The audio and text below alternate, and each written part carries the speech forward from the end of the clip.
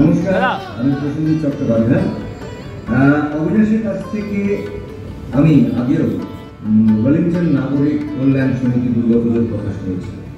আমার খুব ইচ্ছে ছিল এই বছর খুঁটি পুজোর দিন আপনাদের সঙ্গে থাকা, কিছুটা সময় কাটানো, কিন্তু একটি বিশেষ কারণে একটি ইমার্জেন্সির জন্য আমাকে মুম্বাই চলে আসতে হয়েছে।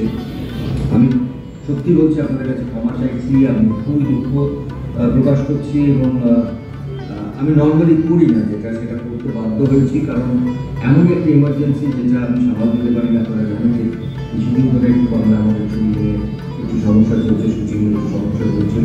তো সব মিলিয়ে এই বছরে আমি এই পার্টিকুলার দিনটায় থাকতে পারছি না, তবে আমি কথা দিচ্ছি যে দুর্গা পুজোর এই 4-5 দিনের মধ্যে আপনাদের সাথে কথা বলে একটা দিন আমি আসবো, আপনাদের সঙ্গে থাকবো দুর্গা পুজোর সময় এবং আপনাদের সঙ্গে আমি কিছুটা সময় কাটাবো। আমি সত্যি আপনাদের কাছে আবার হাত জোর করে ক্ষমা চাইছি।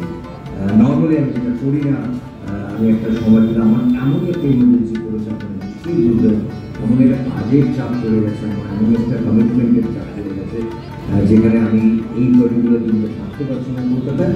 তো দেখা হবে আপনাদের সবার সঙ্গে আবার দুর্গা পুজোর সময়। খুব ভালো করে পুজোটা কাটাবেন, খুব আনন্দ করবেন।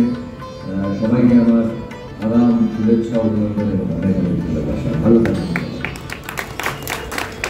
আমি তো খুবই এক্সাইটেড থাকি দুর্গাপুজোর জন্য, কারণ এত কাজ থাকে ভগবানের আশীর্বাদে।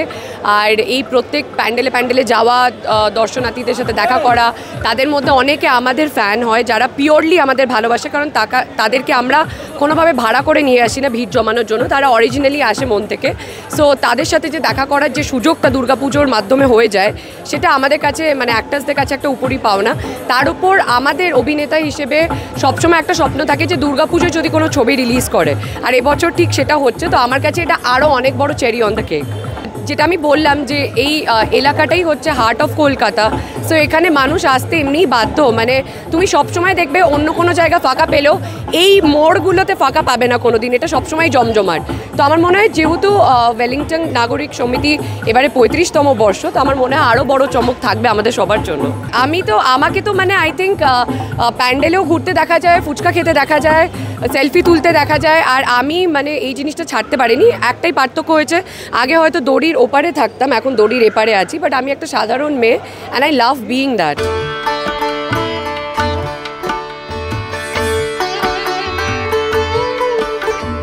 খুঁটি পুজো হওয়া মানে আমরা এখন প্রত্যেক দিন আমাদের কাউন্টডাউন শুরু হয়ে যায় পুজোর, তো আমার জন্য সেটাই। ইনফ্যাক্ট আমি যেখানে থাকি সেখানে গতকাল খুঁটি পুজো হয়ে গেছে, সো প্রিপারেশন পুরো স্টার্ট হয়ে গেছে। এবং এখানেও আমি আজকে এখানে এসেছি ওয়েলিংটন নাগরিক কল্যাণ সমিতির ওদের খুঁটি পুজোতে। সো খুব সুন্দর অনুষ্ঠান হচ্ছে ওদের খুঁটি পুজোর জন্য। সো আমার মনে হয় যে কলকাতার সবাই মানে বাংলায় আমরা সবাই প্রত্যেক বাঙালি যে যেখানে আছেন কোনো না কোনোভাবে পুজোর প্রিপারেশন তাদের শুরুই হয়ে গেছে, এবং ফাইনালি সেটা রাস্তায় আস্তে আস্তে ভিড় বাড়ছে, শপিংয়ের ভিড় বাড়ছে দেখে বোঝাই যাচ্ছে। আমার অ্যাকচুয়ালি পুজোর দেখতে যাওয়া মানে যেহেতু আমরা বিভিন্ন ইভেন্টসে যাই, তো সেইভাবেই পুজো দেখা হয়। And that can be anywhere, নর্থেও হয়, সাউথেও হয়, মানে মধ্য কলকাতাতেও হয়, সেটা তো ডিপেন্ড করে কোথায় যাচ্ছি। বাট হ্যাঁ, মোটামুটি অনেকগুলোই দেখা হয়ে যায় কলকাতায় পুজো। আমাদের কাছে পুজোটা ছুটির, আনন্দের, কিন্তু পুলিশ এবং প্রশাসনের কাছে নয়, কারণ তাদের দায়িত্ব সেই সময়টা আরও বেশি বেড়ে যায়, যেহেতু প্রচুর মানুষ রাস্তায় থাকেন। এবং এরকম একটা